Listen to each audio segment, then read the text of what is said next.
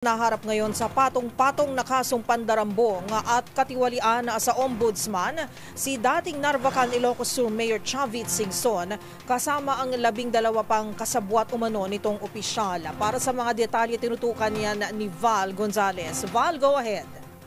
Sa pangunguna ng isang attorney, Estelita Cordero ng grupong Warriors Narvacan Incorporated, inireklamo ng mga kasong pandarambong at katiwalian sa Office of the Ombudsman ang dating alkalde ng Narvacan, Ilocos Sur na si Luis Chavit Singson.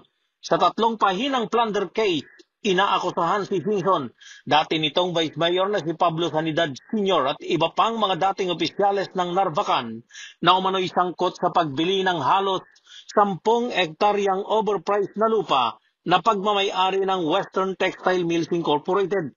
Ayon kay Atty. Cordero, kumita umano si Singson at kasabwat ng halos 100 milyong piso dahil binili ito sa halagang halos 150 milyong piso na malayong malayo sa tunay na halaga nito na halos 50 milyong piso lamang.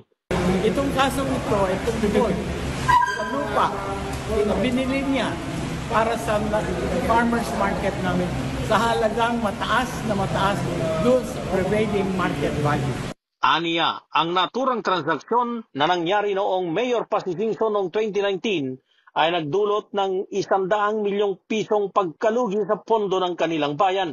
Sinagot din ni Atty. Cordero kung bakit ngayon lamang siya nag-file ng kaso. Dinalabanan na namin siya noon pa. Pero siyempre, pagkasama sa Gloria, walang nangyari doon sa mga kaso namin. Pero ngayon, panahon ni Presidente Bongbong Marcos, maliwanag naman na gusto niyang mahanap lahat ang mga nandadaya sa ating gobyerno. Kasama sa mga respondents sa reklamo ay itong sina ex-Vice Mayor Pablo o Pablito Sanidad Sr., mga miyembro ng Sangguniang Bayan ng Narvacan, Municipal Assessor Arlene Divina at Raymond Ang ng Western Textile Mills Incorporated. Sabi ni Cordero, ang mga ito'y nagtulungan upang maisagawa ang di umano'y pagnanakaw sa kabangyaman ng kanilang bayan. Dahil dito'y hinihingi ng Warriors Narvacan Incorporated sa Ombudsman na makulong si Singson at iba pa, kabilang na ang pagpapataw ng preventive suspension sa nakaupo na ngayong alkalde ng Narvacan na si Mayor Edna Sanidad na nooy konsihala pa lamang.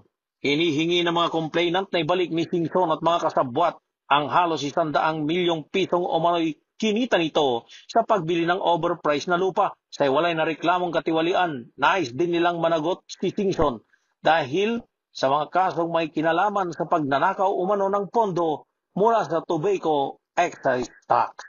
Para sa MBC TV Network News, ako si Val Gonzalez, DZRH, una sa Pilipinas, una sa Pilipino.